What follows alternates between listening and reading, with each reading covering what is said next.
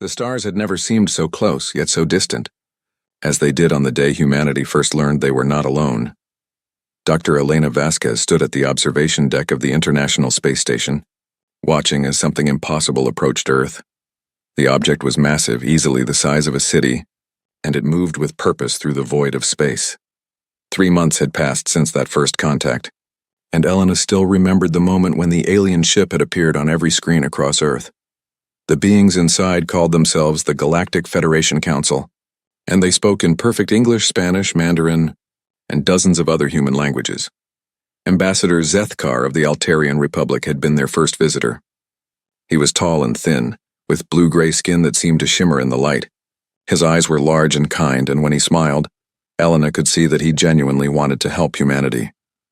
"Your species shows great promise," Zethkar had said during their first meeting. "We have watched many civilizations take their first steps into the galaxy. Humans are interesting. You have something we rarely see." Elena had asked what that something was, but Zethkar had only smiled and changed the subject. Now, Elena sat in her laboratory, examining the gifts the Federation had brought. The technology was incredible. Faster than light engines that could bend space itself, energy weapons that could cut through any known material, medical devices that could heal almost any injury or disease, computer systems that could think and learn faster than any human mind. "Look at this," said Dr. James Park, her research partner. He held up a small device that looked like a crystal. "This single chip has more computing power than every computer on Earth combined. They say it can solve problems that would take us centuries." Elena nodded, but something bothered her. She had been studying the quantum computing matrix for weeks, and the more she learned, the more worried she became. Hidden deep in the programming code, she had found something troubling. "James, come look at this," she called him over to her screen. Lines of alien code scrolled by, too fast for normal human eyes to follow, but Elena had learned to read it with the help of Federation translation software. "What am I looking at?" James asked. "Monitoring protocols," Elena said quietly. "Every piece of technology they're offering us has them. Hidden deep in the code, almost impossible to find. But they're there." James frowned. "Monitoring what?" "Everything. How we think, how we make decisions, what we choose to do with their technology. It's like..." Elena paused, trying to find the right words. "It's like they're not just giving us tools. They're giving us chains we can't see." The Federation integration package sat on the table between them. It contained everything humanity needed to join the galactic community. FTL drives, energy weapons, medical technology, and artificial intelligence systems that could solve any problem. All they had to do was sign the agreement and share their own technology in return. It seemed like such a small price to pay. Human technology was primitive compared to what the Federation offered. What could Earth possibly have that advanced aliens would want? Elena picked up another device, a medical scanner that could diagnose any illness in seconds. As she examined it, she found the same hidden protocols, the same monitoring systems. Every gift came with invisible strings attached. "Dr. Vasquez," a voice called from the laboratory entrance.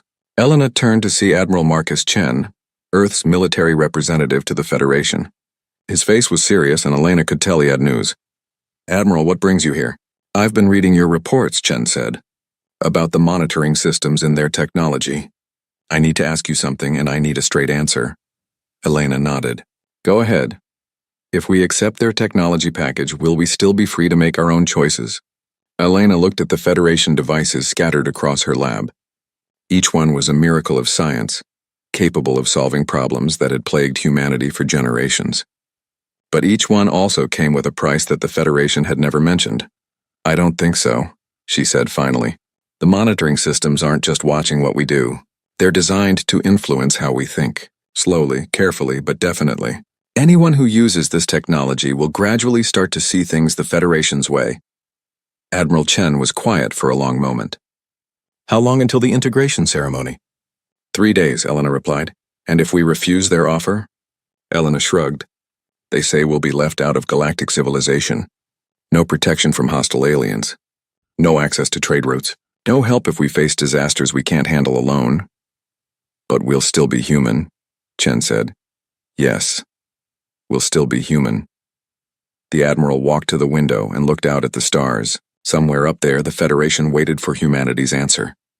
They had been patient, kind, and generous. They had offered humanity everything they claimed to want. Dr. Vasquez, I want you to prepare a full report on those monitoring systems. Everything you found. I'll need it for the ceremony. Elena felt a chill run down her spine. What are you planning, Admiral? Chen turned back to her, and Elena saw something in his eyes she had never seen before. It was determination, mixed with a kind of quiet courage that made her proud to be human. I'm planning to do something the Federation has never seen before, he said. I'm planning to say no. Over the next 3 days, Elena worked around the clock to document every hidden protocol, every monitoring system, every invisible change she had found in the Federation technology. The more she discovered, the more she understood why Zethkar had said humans were interesting. Most species probably accepted the Federation offer without question. The technology was so advanced, the benefits so obvious that few would think to look deeper, but humans had always been suspicious of gifts that seemed too good to be true. The night before the ceremony, Elena couldn't sleep. She walked through the space station, looking at Earth through the observation windows. The planet looked so small and fragile against the vast darkness of space. Soon humanity would either join the galactic community or stand alone among the stars. As she watched, Elena noticed something moving in the darkness beyond Earth. Ships, dozens of them, all heading toward the orbital station where the ceremony would take place. The entire Federation Council was coming to welcome humanity into their civilization, or to watch them make the biggest mistake in human history. Elena pressed her hand against the window and made a silent promise to her home planet. Whatever happened tomorrow, humanity would face it with their eyes open and their freedom intact. The integration ceremony would begin in 12 hours, and the galaxy would learn something it had never expected. Sometimes the greatest gift you can give someone is the chance to say no, and sometimes the strongest thing you can do is refuse to be saved. The orbital station Harmony's Edge had never hosted an event quite like this. Representatives from 12 different species filled the massive chamber, their various forms creating a colorful display of galactic diversity. Some breathed oxygen like humans, while others wore environmental suits filled with methane or ammonia. All of them had come to witness what should have been a simple ceremony. Admiral Marcus Chen stood at the human delegation table, feeling the weight of every eye in the chamber on him. To his left sat Dr. Elena Vasquez, her research tablet containing evidence that could change everything. To his right, General Sarah Martinez represented Earth's military interests, while Dr. Robert Kim spoke for the scientific community. Ambassador Zethkar approached the podium with the grace of someone who had performed this ceremony hundreds of times before. His blue-gray skin seemed to glow under the chamber lights, and his large eyes sparkled with what appeared to be genuine joy. Honored council members, Zethkar began, his voice carrying easily through the chamber's translation systems. Today we welcome our newest member to the galactic community. The species known as humans have shown remarkable potential, and we are pleased to offer them full integration into our civilization.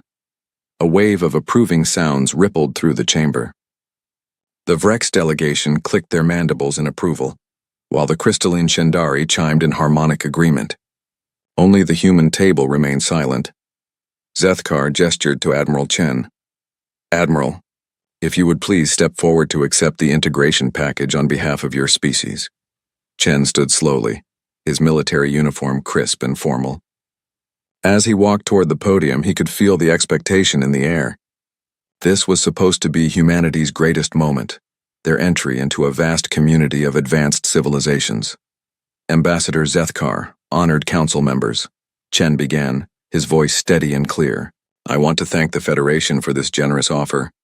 The technology you have shown us is truly remarkable, and the friendship you offer is something we value greatly. Murmurs of approval came from the alien delegates. Zethkar smiled warmly, already reaching for the ceremonial datapad that contained the integration agreement. However, Chen continued, and the chamber fell silent. After careful consideration and thorough analysis, Earth must respectfully decline your offer. For a moment, nobody moved. The silence stretched on until it became uncomfortable, then shocking, then impossible to ignore. Ambassador Zethkar's hand stopped halfway to the datapad, his expression frozen in disbelief. I'm sorry, he said finally. Could you repeat that? I believe there may be a translation error. There is no error, Chen replied firmly. Humanity appreciates the Federation's generosity, but we must decline the technology exchange. We choose to remain independent. The chamber erupted. Delegates leaped to their feet. their various forms of communication creating a cacophony of sound. The Crawl representative roared in what might have been anger or confusion. The energy beings of the Lumina Collective flashed in rapid, agitated patterns. The Vrex delegates clicked and chittered among themselves in obvious distress. Council Prime Yuntar, an ancient being whose species had founded the Federation 50,000 years ago, raised one of his four arms for silence. His crystalline body resonated with authority, and gradually the chamber quieted. Admiral Chen, Yuntar's voice was like wind through crystal caves. In 50,000 years of galactic civilization, no species has ever refused Federation integration. Perhaps you do not understand what you are declining. Chen remained standing at the podium, his posture straight and military precise. We understand perfectly, Council Prime. We have studied your technology carefully and we appreciate its power. We simply choose not to accept it. But why? The question came from Delegate Mordex of the Hegemony Coalition, her tentacles writhing in agitation. Our technology would solve every problem your species faces. Disease, poverty, energy shortages, space travel limitations, all of it could be eliminated within a single generation. Dr. Elena Vasquez stood from the human table. May I address the council? Yuntar nodded slowly. Please. Perhaps you can explain your species' reasoning. Elena walked to the podium, her tablet in hand. Honored delegates, we are grateful for your offer. But our analysis has revealed certain aspects of your technology that concern us. She activated her tablet, and holographic displays appeared throughout the chamber, showing code structures and program architectures that few of the delegates would recognize. Every piece of technology in the integration package contains monitoring protocols. Elena continued. Hidden subroutines that track not just our actions but our thought patterns, decision-making processes, and social development. These systems are designed to gradually influence how we think and what we choose to do. The chamber fell silent again. But this time the silence felt different, heavier, more dangerous. Ambassador Zethkar stepped forward, his kind expression replaced by something harder. Dr. Vasquez, you misunderstand the purpose of those systems. They are simply integration aids, designed to help new species adapt to galactic civilization more smoothly. By removing their ability to think independently, Admiral Chen asked. By guiding them toward better choices, Zethkar replied. Choices that benefit not just their own species, but the galactic community as a whole. Council Prime Yuntar's crystalline body began to resonate with a low, ominous tone. Admiral Chen, Dr. Vasquez, you are making a serious mistake. The galaxy is not a safe place for unprotected species. There are threats out there that your primitive technology cannot hope to defend against. The Void Reapers alone have destroyed hundreds of civilizations, added Delegate Crixtal of the warrior caste. Without Federation protection, humanity will not survive their next emergence. General Martinez stood up from the human table.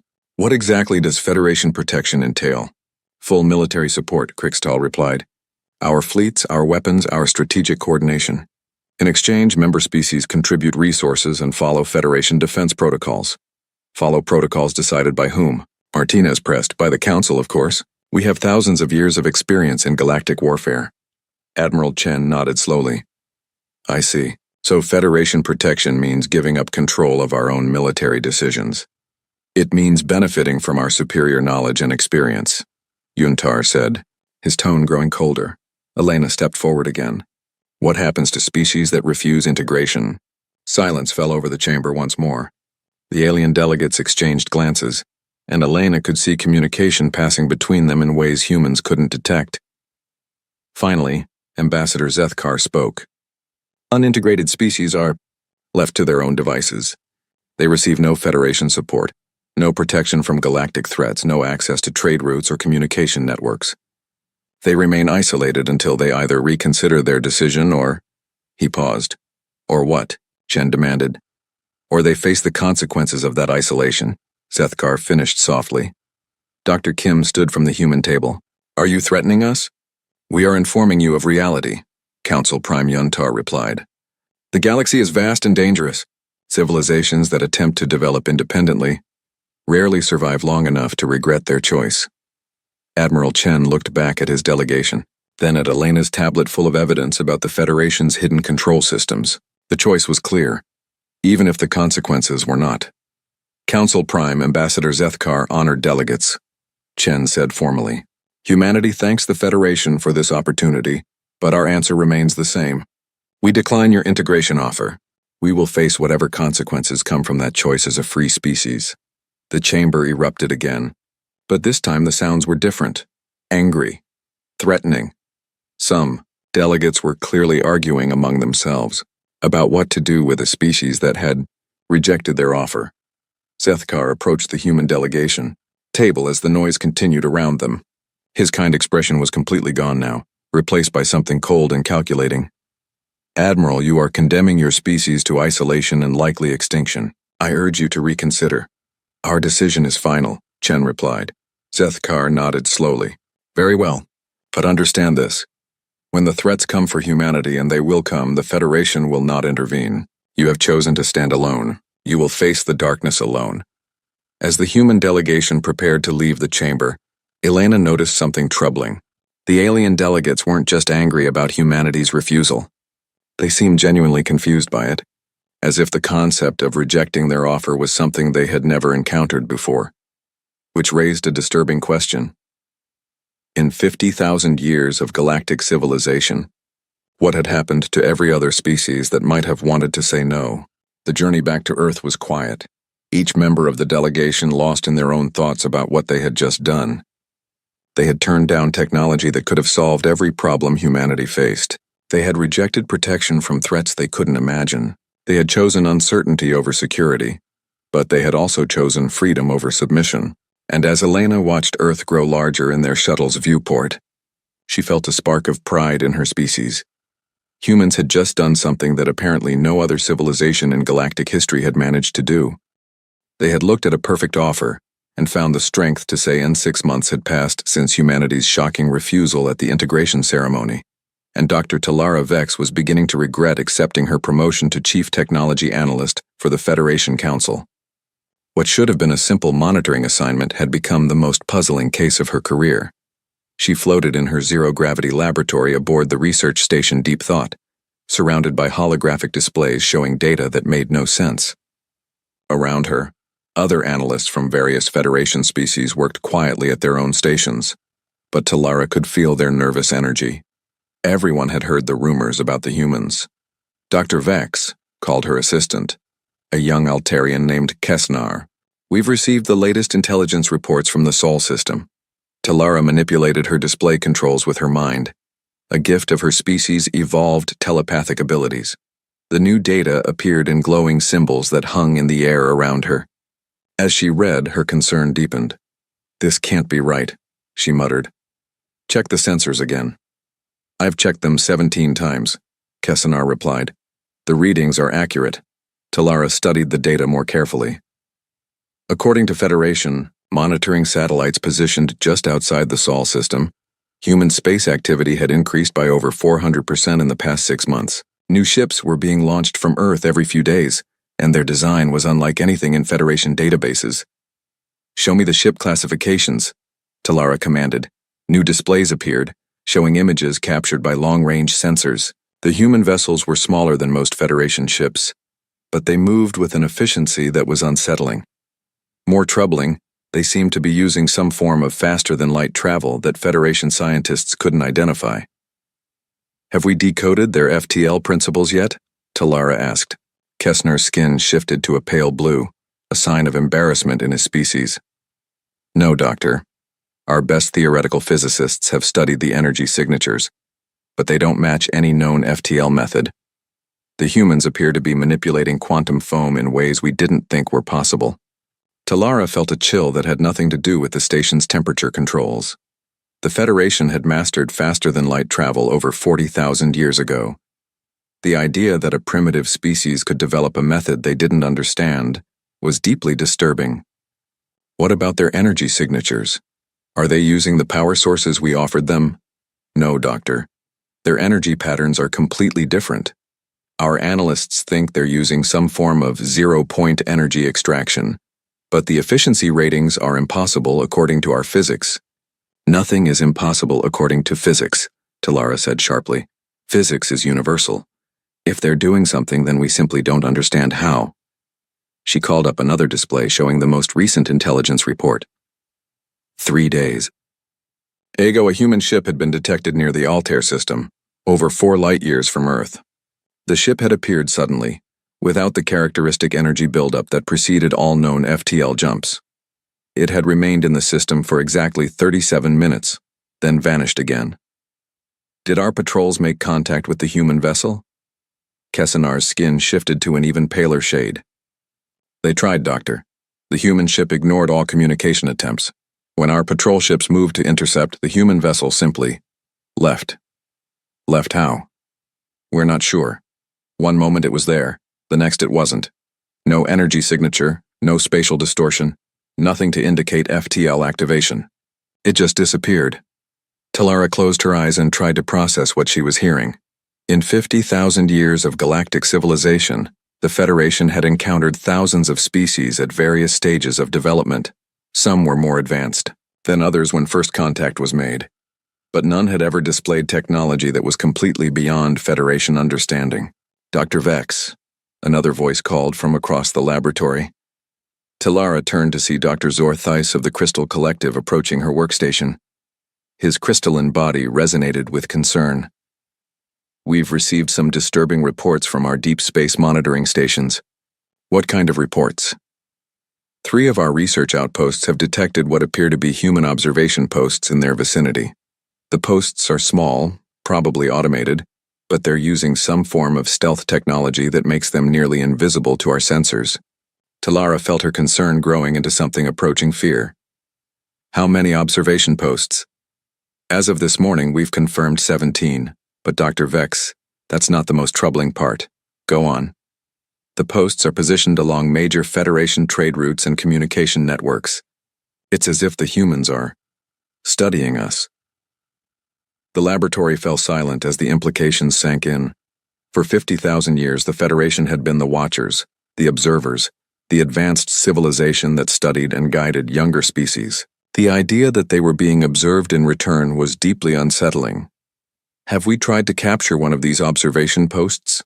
Talara asked. Zorthis' crystalline structure dimmed slightly. We tried. 2 days ago, a Federation patrol discovered a human observation post near the Vega system. When they approached to investigate, the post activated some kind of defensive system. Weapons? No, something else. The patrol ships experienced complete system failures. All of their computers shut down, life support went offline. Communications died. The ships were completely helpless for over an hour. When their systems finally came back online, the observation post was gone. Talara stared at the data displays floating around her, trying to make sense of what she was seeing. Nothing in Federation experience had prepared them for this situation. They had dealt with aggressive species before, and they had encountered civilizations that were surprisingly advanced. But they had never met a species that seemed to operate by completely different rules. Dr. Vex. Kessinar interrupted her thoughts. We're receiving a priority communication from the Federation Council. They're requesting an immediate briefing on human technological capabilities. Talara nodded grimly. She had been dreading this moment, but it was inevitable. The Council needed to understand what they were dealing with, even if she didn't fully understand it herself. An hour later, Talara found herself in the Council chambers aboard the Federation capital ship Unity. The same chamber where humanity had refused integration 6 months ago now buzzed with nervous energy as representatives from 12 species waited for her report. Council Prime Yuntar's crystalline form resonated with authority as he called the session to order. Dr. Vex, please present your findings regarding human technological development. Talara activated her presentation displays, filling the chamber with holographic representations of human ships, energy signatures, and technological analysis. She could see the confusion on the faces of delegates as they tried to process what they were seeing. Honored Council members, Talara began, our analysis of human technological capabilities has revealed several concerning developments. In the 6 months since their refusal of integration, human space technology has advanced at a rate that defies explanation. She highlighted the ship classification data. Human vessels are now achieving FTL speeds that exceed our own fastest ships, using principles we don't recognize.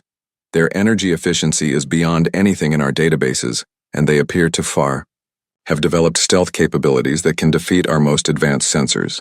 Delegate Mordex of the Hegemony Coalition raised one of her tentacles. Dr. Vex, surely you're not suggesting that a primitive species has somehow surpassed Federation technology in just 6 months? I'm not suggesting it, Delegate. I'm stating it as fact. Uncomfortable murmurs rippled through the chamber. Ambassador Zethkar leaned forward in his seat. Dr. Vex, what you're describing is impossible. Human technology was centuries behind our own just 6 months ago. Nevertheless, the data is clear. Human technological advancement is following a curve that our models cannot predict or explain. They appear to be developing technologies through methods that are completely outside our understanding. Council Prime Yuntar's resonance took on a darker tone. Are you saying that refusing our integration was somehow beneficial to their development? Talara hesitated before answering. I'm saying that human technological advancement appears to accelerate when they work independently. Our psychological profile suggests that humans approach problem-solving in ways that are fundamentally different from Federation member species. Different how? Demanded Delegate Krikstal of the warrior caste. They don't follow logical progression patterns. Federation species develop technology through careful analysis and methodical advancement. Humans seem to make intuitive leaps that bypass entire stages of development. They arrive at solutions without following the expected logical path. The chamber fell silent as the delegates absorbed this information. Finally, Yuntar spoke again. Dr. Vex, what is your recommendation regarding the human situation? Talara had been dreading this question. But she knew her duty was to provide honest analysis regardless of the implications. Council Prime, I recommend immediate action to establish diplomatic contact with humanity. Not to offer integration, but to understand how their technological development differs from our own. We may be dealing with a form of innovation that the Federation has never encountered. The Federation's most advanced detection grid had never failed before. For 40,000 years, the sensor network surrounding Federation Central had detected every approaching ship while it was still light years away. So when a human vessel appeared directly above the capital without triggering a single alarm, panic spread through the command center like wildfire. Admiral Kesthon of the Federation fleet stared at the main display in disbelief. The human ship hung motionless above Federation Central, its sleek design unlike anything in Federation databases. It was smaller than most Federation destroyers, but the energy readings coming from it made every security officer in the command center nervous. How did it get past our sensors? Admiral Kesthon demanded. We don't know, sir, replied his tactical officer, a Vrex named Chittar whose mandibles clicked nervously. All perimeter stations report normal readings. As far as our systems are concerned, that ship doesn't exist, but we can see it right there. Yes, sir. Our visual sensors detect it clearly, but it's completely invisible to energy scans, mass detectors, and quantum resonance equipment. It's like the ship exists in a space between our detection methods. Before Admiral Kesthon could respond, communication channels throughout Federation Central crackled to life with an incoming transmission. The voice that emerged was calm, professional, and undeniably human. Federation Central, this is Dr. Elena Vasquez of the Earth vessel Indomitable Spirit, requesting permission to dock for diplomatic discussions. The command center fell silent. Every Federation protocol demanded that they scramble fighter squadrons and demand the immediate departure of any unauthorized vessel. But something about the human ship's casual appearance above their most heavily defended installation suggested that conventional responses might not be effective. Dr. Vasquez, Admiral Kesthon replied after a moment. Your vessel was not detected entering our system. How did you arrive here? We took a direct route, came the simple reply. We understand this is unconventional, but we felt it was important to demonstrate that humanity is ready for more serious diplomatic discussions. Within an hour, the same council chamber that had witnessed humanity's refusal 8 months ago was filled once again with representatives from 12 species. But this time the atmosphere was different. The confidence and authority that had marked the previous session was replaced by uncertainty and barely concealed fear. Dr. Elena Vasquez sat at the human delegation table, but now she was accompanied by different people. Dr. Sarah Chen, Admiral Marcus's daughter and one of Earth's leading theoretical physicists. Captain James Wright, a military engineer who seemed completely at ease despite being surrounded by alien technology. And Dr. Michael Torres, whose title was simply listed as Innovation Specialist. Council Prime Yuntar's crystalline form resonated with carefully controlled authority as he called the session to order. Dr. Vasquez, we appreciate your willingness to engage in diplomatic discussions. However, your arrival methods have raised serious security concerns. Elena smiled politely. Council Prime, we apologize for any anxiety our arrival may have caused. We simply wanted to demonstrate that humanity has made significant progress since our last meeting. Progress in stealth technology, apparently, Ambassador Zethkar said, his tone carrying a hint of accusation. Among other things, Elena replied calmly. Dr. Talara Vex leaned forward from the analysis section. Dr. Vasquez, our studies indicate that human technology has advanced at an impossible rate. Could you explain how your species has achieved such rapid development? Elena exchanged glances with her colleagues before answering. Dr. Vex, I believe the real question is why human technological development differs so fundamentally from the Federation model. She activated a holographic display that filled the chamber with complex diagrams and equations. But unlike Federation presentations, which followed logical, linear progressions, the human data seemed to jump from concept to concept in ways that defied rational analysis. When we examined your integration package, Elena continued, we discovered something interesting. Every piece of Federation technology follows the same basic development pattern. Careful analysis, methodical testing, logical progression from simple to complex. It's very efficient, very predictable, and very safe. And what's wrong with that? Demanded Delegate Mordex. Nothing if safety and predictability are your primary goals. But humans approach problem-solving differently. We make intuitive leaps. We try things that shouldn't work. We combine unrelated concepts in ways that logic says are impossible. Dr. Sarah Chen stood up and approached the central display. For example, Federation FTL technology works by folding space along mathematical principles that have been refined for thousands of years. It's elegant, efficient, and completely predictable. She manipulated the display to show a different kind of energy pattern. Human FTL technology works by convincing quantum foam that space doesn't exist in the first place. According to every physics textbook in the galaxy, this should be impossible, but it works because we didn't know it was impossible when we tried it. Uncomfortable murmurs rippled through the chamber. Delegate Crixtall of the Warrior Caste raised his weapon arm. Dr. Chen, are you claiming that human technology works by ignoring physics? No, Captain Wright answered, standing from the human table. We're saying that Federation physics is incomplete. You've spent 50,000 years perfecting technologies based on certain assumptions about how the universe works. Those assumptions aren't wrong, but they're not complete either. He activated another display showing energy patterns that made several Federation delegates recoil in surprise. Human weapons don't destroy targets by applying overwhelming force. They work by temporarily convincing matter that it would rather be energy. Our shields don't deflect attacks, they persuade incoming projectiles that they're in the wrong place. Council Prime Yuntar's resonance took on a dangerous tone. Captain Wright, you're describing technology that could be extremely dangerous in the wrong hands. Dr. Torres finally spoke, his voice carrying a quiet confidence that somehow filled the entire chamber. Council Prime, with respect, that's exactly the attitude that limits Federation innovation. You're so concerned with controlling dangerous technology that you've forgotten how to truly innovate. And what would you know about innovation? Zethkar asked sharply. Torres smiled.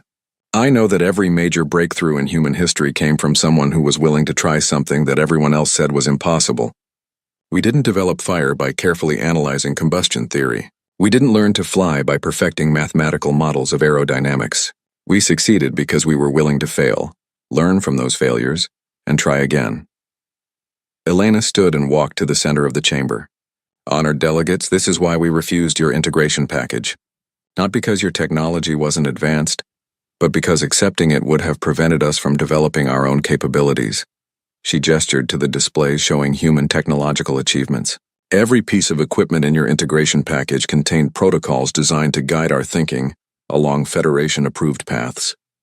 If we had accepted your offer, we would have become very good at using technology you understood. But we never would have developed technology that you don't understand.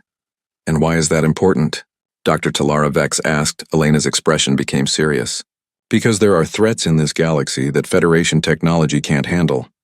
You've spent so long perfecting known solutions that you've lost the ability to find unknown ones. The chamber fell silent as the implications of her words sank in. Finally, Yuntar spoke again. Dr. Vasquez, are you referring to specific threats? We're referring to the Void Reapers, Captain Wright said bluntly. The effect was immediate and dramatic. Several delegates leaped to their feet. Others began speaking rapidly in their native languages, and the chamber's translation systems struggled to keep up with the flood of communication. Impossible, Delegate Crickstall roared. The Void Reapers are not due to emerge for another 3,000 years. According to Federation calculations, Dr. Chen said calmly. But human analysis suggests your timeline is wrong. We detect signs that they're already beginning to stir in dark space. Even if that were true, Zethkar said, his composure clearly shaken. The Federation has spent millennia preparing for their return. Our combined fleets are more powerful than ever before. Dr. Torres shook his head. Ambassador, with respect, your fleets are more powerful versions of the same technology the Void Reapers have faced before. You're preparing to fight the last war, not the next one. Elena returned to the central display and activated a new hologram showing a star system that none of the Federation delegates recognized. 3 weeks ago, human deep space monitoring detected unusual activity in the void between galaxies. Energy signatures that match historical records of Void Reaper technology, but with modifications that suggest they've been developing new capabilities during their dormancy. That's impossible, Dr. Vex protested. The Void Reapers enter stasis between emergence cycles. They don't develop new technology during dormancy. According to Federation assumptions, Captain Wright replied, but humans have learned not to assume anything about beings that operate outside normal understanding. Council Prime Unitar's crystalline form began to The war began not with massive fleet battles or grand declarations, but with a single ship appearing in the Centauri system where it had no right to exist. The vessel was vast beyond imagination, its dark hull seeming to absorb light itself. When Federation sensors finally detected it, the ship had already been there for 6 hours, simply waiting. Admiral Elena Vasquez, now commanding the Joint Human Federation Task Force Unity's Hope, stood on the bridge watching the tactical displays with growing concern. The Void Reaper ship matched every historical description, but something about it felt different. Wrong. Captain Torres, what are you reading from their energy signatures? She asked. Captain Michael Torres, now serving as her chief technology officer, frowned at his displays. It's definitely Void Reaper technology, but there are modifications, enhancements. They've been busy during their 10,000-year sleep. How busy? Elena demanded. Their power output is 30% higher than historical records indicate.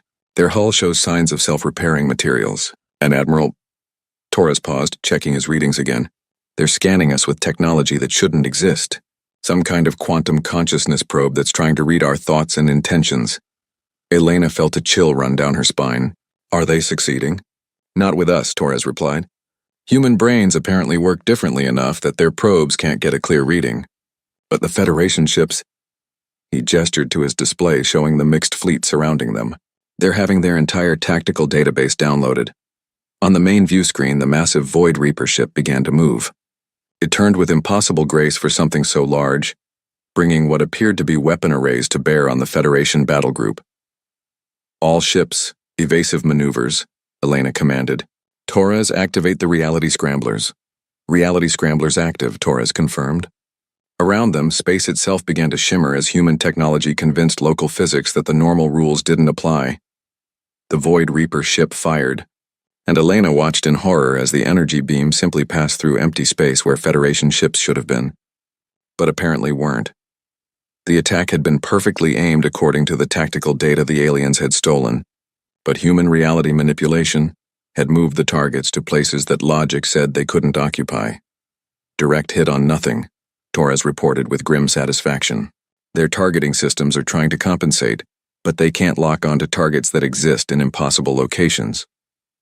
Elena opened communications to the entire fleet. All Federation ships follow human tactical guidance precisely. Do not deviate from our instructions, no matter how illogical they seem. The voice of Admiral Kesathon came through clearly. Admiral Vasquez, your tactical suggestions violate every principle of space warfare. Admiral, that's exactly why they'll work. The Void Reapers have had 10,000 years to analyze Federation tactics. They know exactly how you fight, but they can't predict strategies that don't make sense. What followed was unlike any battle in galactic history. Human ships moved in patterns that seemed random, using weapons that fired in directions where no enemies existed, only to have their shots curve through space-time to strike targets from impossible angles. Federation ships, following human guidance, performed maneuvers that their own crews didn't understand, but that somehow always put them exactly where they needed to be. The Void Reaper ship, despite its obvious technological superiority, found itself unable to effectively target an enemy that refused to follow predictable patterns. Its weapons were more powerful than anything the Federation possessed. But power meant nothing if you couldn't hit your target. "Admiral," Captain Wright called from the helm, "we're receiving a transmission from the Void Reaper ship." On screen, the image that appeared was of a being that existed somewhere between energy and matter, its form shifting constantly as if it couldn't decide what shape it wanted to be. When it spoke, its voice carried the weight of millennia. "Unknown vessels," the Void Reaper said. "Your tactics are irregular. We have analyzed Federation combat patterns for 10,000 years. Your behavior does not match our predictions." Elena stepped forward to address the alien entity. "That's because we're not using Federation tactics. We're using human methods." The Void Reaper paused, its form stabilizing slightly as if focusing on her words. "Human. This designation does not appear in our databases. You are a new species since our last awakening." "We're a species that develops technology by breaking rules," Elena replied, "including rules about how wars should be fought." For a long moment, the Void Reaper said nothing. Around them, the battle had reached a strange stalemate. Neither side could effectively damage the other, but for completely different reasons. The Void Reapers couldn't target enemies that existed in impossible locations, while the combined fleet couldn't penetrate the alien ship's advanced defenses. Finally, the Void Reaper spoke again. "Humans, your approach to conflict is novel. We request communication to understand your methods." Elena exchanged glances with her crew. In 10,000 years of galactic history, the Void Reapers had never requested communication with anyone. They appeared, they destroyed, they vanished. Asking to talk was unprecedented. "Stand down weapons," Elena ordered. "All ships maintain defensive positions but do not fire unless fired upon." The strange pause in hostilities stretched into hours, then days.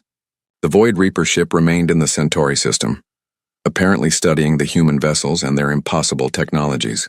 Meanwhile, Elena found herself in the unprecedented position of conducting diplomatic negotiations with beings that were supposed to be the galaxy's ultimate threat. "Your species interests us," the Void Reaper entity said during one of their conversations. "For 10,000 years, we have encountered only Federation-style civilizations. Logical, predictable, confined by their own assumptions about reality. But humans appear to operate by different principles." Elena nodded. "We don't accept that anything is truly impossible. If something doesn't work the way we expect, we assume the problem is with our expectations, not with reality. This approach to existence is unfamiliar to us. We had concluded that intelligent life inevitably develops along predictable patterns. The Federation reinforced this belief, as all member species think and develop in essentially similar ways. That's because the Federation integration process ensures conformity," Elena explained. "Species that join are gradually guided toward Federation-approved methods of thinking and development. Diversity of thought is eliminated in favor of unity and predictability." The Void Reaper's form shifted, displaying what might have been surprise. "You suggest that the Federation deliberately limits the innovative potential of member species?" "Not deliberately, perhaps, but effectively, yes. Their integration technology includes hidden protocols that gradually reshape how species approach problems. After a few generations, everyone thinks like the Federation thinks." Elena activated a holographic display showing the neural modification patterns they had discovered in Federation technology. "This is why we refused integration. We understood that accepting their offer would mean giving up our ability to find truly new solutions." The Void Reaper studied the data for several minutes. "Fascinating. We had assumed that the apparent stagnation of galactic civilization was simply the natural result of technological maturity. You suggest instead that it is artificially imposed?" "We suggest that the Federation has created a galaxy full of civilizations that all solve problems the same way," Elena replied. "Which makes the entire galaxy vulnerable to any threat that operates outside those assumptions, such as ourselves, such as yourselves. Your technology works because it's based on principles the Federation doesn't understand, But human technology works on principles that we don't completely understand either, which makes us unpredictable to both you and the Federation. The conversation was interrupted by an urgent communication from Dr. Talara Vex aboard the Federation research vessel. Admiral Vasquez, we're detecting massive energy signatures throughout the galaxy. Void Reaper ships are emerging from dark space at dozens of locations. Elena felt her heart sink. The entity she had been talking to was apparently just an advanced scout. The real invasion was beginning, but the Void Reaper entity's response was unexpected. Its form shifted to display what might have been regret. Our awakening protocols were triggered by sensors detecting galactic civilization. We emerged to harvest advanced technologies and eliminate species that might threaten our existence during our next dormancy period. And now, Elena asked, now we find ourselves facing something we have never encountered. A species that develops technology through intuition and creative chaos rather than logical progression. This changes our understanding of what intelligent life can become. Elena realized that humanity was being offered something unprecedented, the chance to end a cycle of destruction that had lasted for millions of years. What are you proposing? She asked. We propose to withdraw from this galaxy and seek new regions of space to explore. But we request something in return. We wish to study human development methods, not to copy them, but to understand how intelligence can evolve along different paths than we had believed possible.